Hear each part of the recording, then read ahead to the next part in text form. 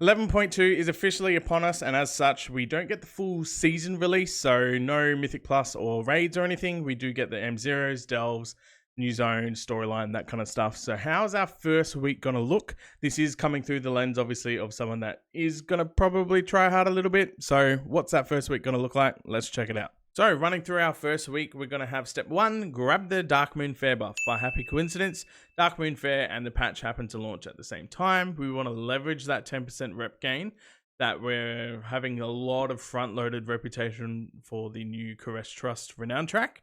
And so, yeah, we want that extra 10% buff to constantly be helping. Don't forget, humans do not have that rep buff anymore, so there's no point changing to human. Don't worry about it, it's fine. We just want to leverage this Dark Moon Fair buff where it is. Now, I'll have a weak aura down below as well, either in the description or a pinned comment or something, because surely I'm not the only one that keeps forgetting. But yeah, you don't want to waste, 20 minutes to 30 minutes before you realize you didn't have the buff and you've handed a bunch of stuff in. Sounds like the worst. So make sure you use a weak aura to help track the buff for you. Once that's done, step 2, we're going to be using the DMF buff to do all the story quests. Basically, the full campaign, any side quests if there happen to be any, just doing all the quests all the time. And this will yield you your legendary cloak at the end. There may already be a first week of like an upgrade maybe for the cloak. So you throw your item on the eye level to increase the eye level, much like we're doing or did with the delve belt. That being said, I don't think it'll be available week 1 to do your first upgrade. Maybe it will be, I don't know. Either way, the whole point is yeah, you're just getting your cloak and make sure you max it out at the maximum that it can take for the time that you do it. Essentially, this will be relevant for alts in the future because you'll have catch up capabilities to get your cloak up and running. So once that's done, by that time there will be contracts floating around. Hopefully you're lucky, and step 3 will include getting the contract to do all the world quests. If your guildie happens to do it, they'll probably give it to you for cheap or just, make it for you with your mats. However, if you need to buy it from auction house, I suspect it's going to be a pretty penny to begin with. And that's where you need to sort of draw your line of how much you're willing to spend for it.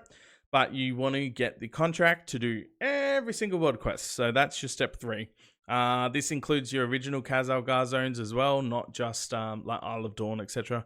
Not just the Koresh zone, but even Liberation of Undermine, just every single world quest. Make sure you do them every time they're up, because that contract will stay with you for the entire week.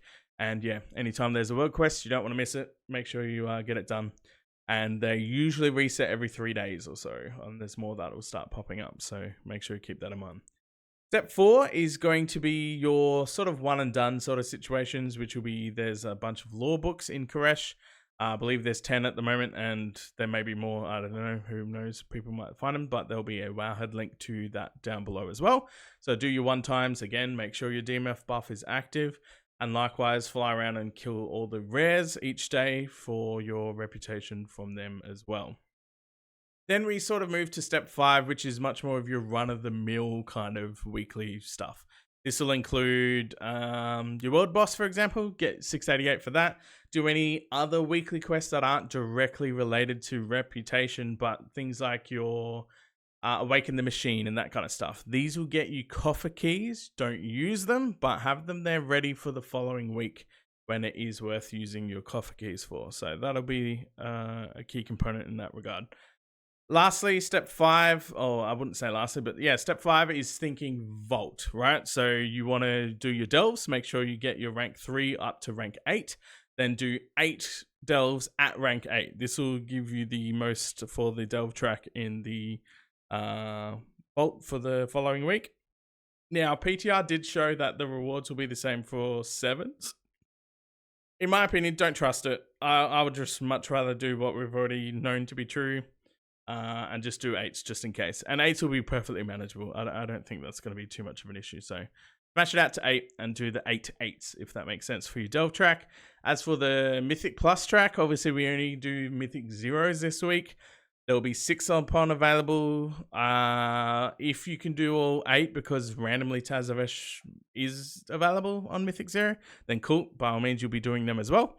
But if not, you do 6. And if you can re-enter one that you've already done, whereas previously it was locking you out for the week, but you might just not get any loot or anything, make sure you rerun them 2 more times as well, just any of them. and get your full 8 vault dungeons done. So that way you'll have, all 3 vault slots filled, ready to go for the following week.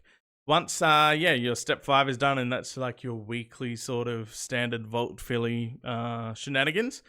Then from here, you're pretty much well sorted. You can cap out your like valor stones and things like that to make sure you have 2,000 ready to go. Just anytime you're doing upgrades, make sure you can sort of pretty comfortably spend all of your weathered and carved crests, but it's runed and gilded that you definitely want to be holding off on, and make sure you're getting them used appropriately, essentially. Apart from that, though, that's how our first week is looking. A lot of the reputation stuff is going to be account bound, like once per account. So any alts and stuff that you're doing from there, you're basically just skipping the campaign to get your Reshi wraps straight away, and then you're just doing the vault filling section where you'll smash out your Dells and your M0s, and you can go through as many different characters as you can from there. And that's our week basically. So I'm looking forward to it. We've only got about less than 48 hours now. Can't wait. It's going to be good. Looking forward to the new season. Thanks for watching, and I'll catch you guys in the next video. There will be a bunch of spec guides coming out now that we've had the final tuning passes and all that good stuff, and with the patch dropping shortly. So Fury Guide, keep an eye on it. Thanks for watching, and I'll catch you guys next time. Peace.